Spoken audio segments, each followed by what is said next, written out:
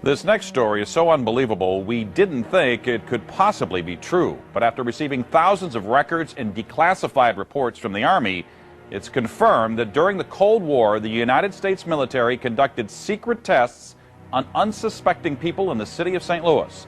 Lisa Martino Taylor's life work has been to uncover details of the Army's ultra-secret military experiments carried out in St. Louis and other cities during the 1950s and 60s. This study was secretive for a reason. They didn't have volunteers stepping up and saying, yeah, I'll breathe zinc cadmium sulfide with radioactive particles. These Army archive pictures show how the tests were done in Corpus Christi, Texas in the 1960s. In Texas, planes were used to drop the chemical, but in St. Louis, the Army placed chemical sprayers on buildings and station wagons. City officials were kept in the dark about the tests. The Cold War cover story was that the Army was testing smoke screens to protect cities from a Russian attack. Clearly, they went to great lengths to deceive people. By making hundreds of Freedom of Information Act requests, she uncovered once classified documents that confirmed the spraying of zinc cadmium sulfide. The greatest concentration of this compound was sprayed near the Pruitt-Igoe housing complex just south of downtown St. Louis.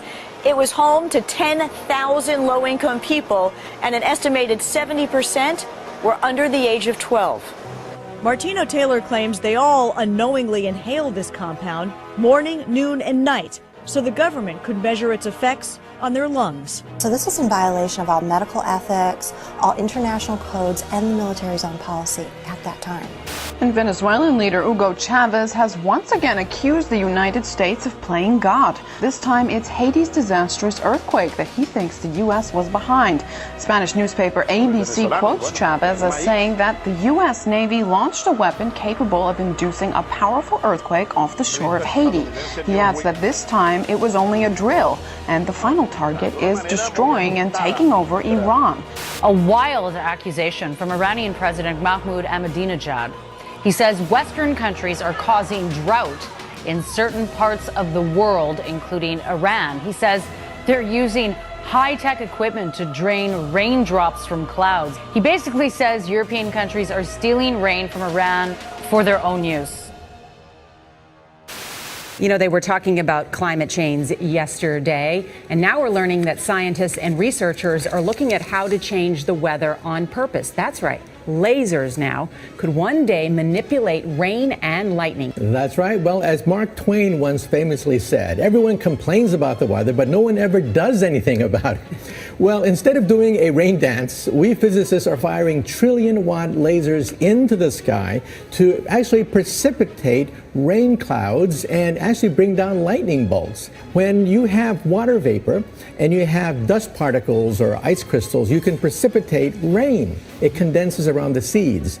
These seeds can also be created by laser beams. By firing trillion-watt lasers, you rip apart the electrons, creating what are called ions, bringing down rain and even lightning. So I remember reading the stories that China had used this during the Olympics, that the USSR had used this after Chernobyl to create rain clouds. I mean, did those really work then? We have some of these capabilities now? Inconclusive. Even in the 60s, the CIA used this to bring down monsoons during the Vietnam War. Governments have been playing with this thing. Alleged to. Alleged to, right. Yeah. Now, we realize that for decades now, these governments have been alleged to have experimented with weather control, but nothing conclusive.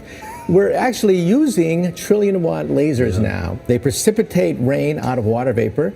Sure enough, you can actually bring down electricity down the beam. The bad news is, if it's a clear blue sky, it's not going to do anything at all, because it only takes water vapor that's already in the air and condenses it.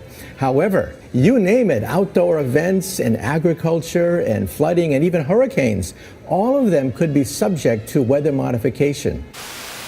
Terrorists no longer the CIA's only priority. The U.S. intel agency now investing in weather?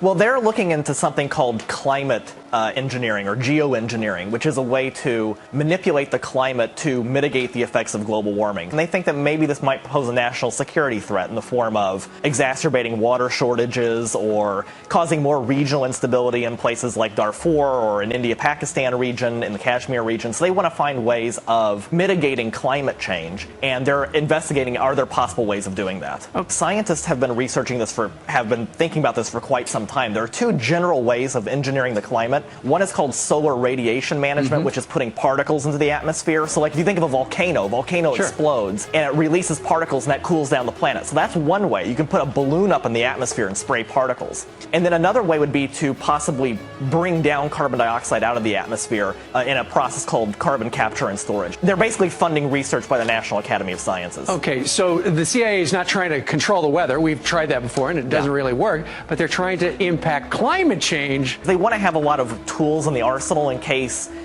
climate change is as bad as some scientists believe it is. They want to have a way of mitigating it. You told one of our producers at this point it's pretty doubtful this is a viable terror threat right now.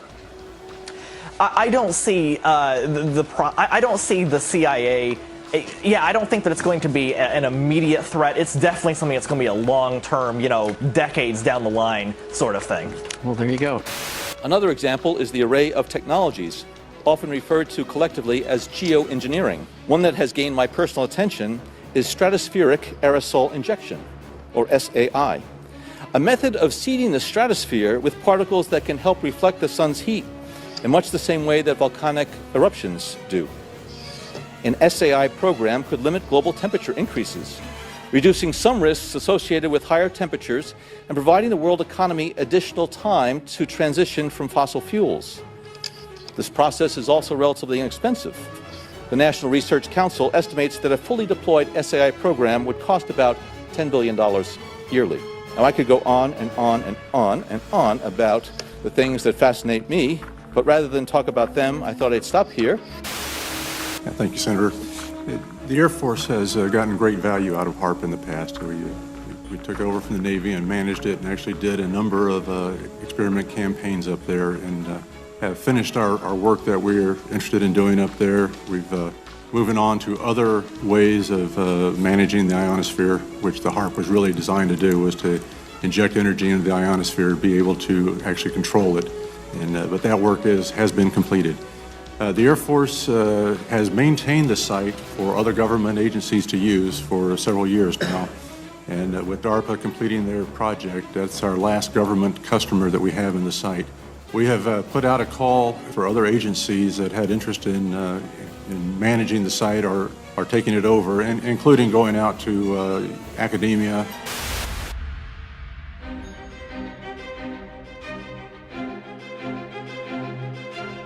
International corporations are modifying our weather all the time, and they're modifying it in ways that cover thousands and thousands of square miles. Programs are impacting microclimates needed for our crops to survive and needed for pollination.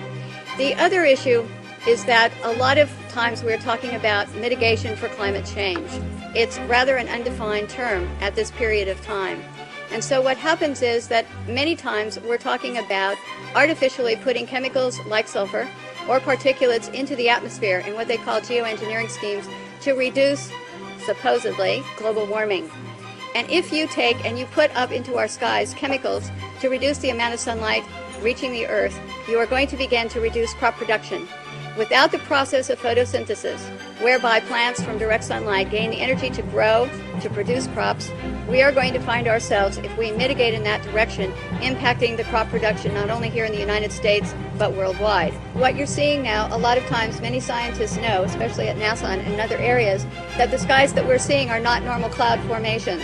These are man-made. In California, the State Department of Health drinking water tests were examined between 1970 and this year, and we found unusual spiking in barium, aluminum, strontium, manganese, and all of these spiked at the same time in various drinking water supplies across the state of California and also in Arizona. So what's happening with these atmospheric tests is that aluminum, as one example, gets into the root systems of our trees, and it looks like the trees are dying of drought, but they're not.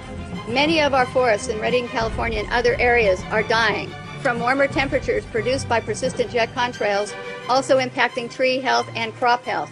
They know from scientific studies back in the 1970s that they deplete beneficial ozone in the atmosphere by releasing nitric acid. The death dumps, otherwise known as chemical trails, are being dropped and sprayed throughout the United States, in England, Scotland, Ireland, Northern Europe, and I have personally seen them not only in the United States but in Mexico and Canada. Birds are dying around the world. Fish are dying by the hundreds of thousands around the world. This is genocide. This is poison. This is murder by the United Nations. This element within our society that's doing this must be stopped. I personally have observed the planes in Lincoln, Nebraska at the Air National Guard. They have no markings on them. They're huge, bomber-like airplanes with no markings. This is a crime. Crime against humanity, crime against America, crime against the citizens of this great country. What is wrong with Congress? This has an effect on their population and their people and their friends and their relatives and themselves. What's wrong with the pilots who are flying these airplanes? They're dumping this crap, this poison, on their own families. Somebody in Congress has to step forward and stop it now. Thank you. I'm Ted Gunderson. I conducted air sampling, I conducted soil sampling, and I was getting high levels of these contaminants. When I started asking the question again under a new commander, I never in my life thought I would have somebody look me in the face and tell me, is there something wrong with you? You've been looking really depressed lately. You know I can put you under a mental evaluation for up to 120 days. Who would take care of your daughter? Because I was divorced at the time. As soon as I heard that, I knew. It validated everything I ever thought. And I thought, I've spent 9 years of my life trying to protect human health, and here we are, violating law after law after law. Just sitting here, instead of protecting the people, we are poisoning the people. And you ask yourself, if this is true and we are spraying the people, where are the pilots? Where are the people? I don't know if you pay attention, but look at Snowden. Look at Manning. People don't come forward because these supposed Whistleblower Act protections that you have are not enforced, they're not supported, and they really don't exist. Geoengineering is occurring, it's been occurring, it is not new, and your tax dollars are funding this. So it is unethical every day for all the other people that are out there that work in preventive health, or even physicians that aren't speaking about this. They need to. The biggest hurdle that we have is disinformation sites. I never say them, but I'm going to today, so that you know if anyone ever gives these to you as a reference to debunk you, it's Metabunk and Contrail Science. Those are two websites that are ran by a government shill named Mick West. He is a computer gaming programmer who tries to tell you about persistent contrails. So somebody who isn't even credentialed in chemistry or physics or ecology, none of that, is trying to tell you that you're crazy. You have to understand that I have met people who used to be purposeful disinformation trolls, as we call them. These people are paid to get you on board to believe a website or an article. So I just want everyone to know and understand that of all things, of all the freedoms that we are losing, geoengineering is the #1 issue that we are facing. Because you can have guns and money and you can have everything. If you don't have food and water and you are dying of respiratory or neurological illnesses, what does it matter? So you've heard about vaccines and you'll hear, about smart meters and you'll hear about other issues. These are all systemic effects. We are getting overexposed to toxins. People will tell you fluoride's in the water, but it's not a lot.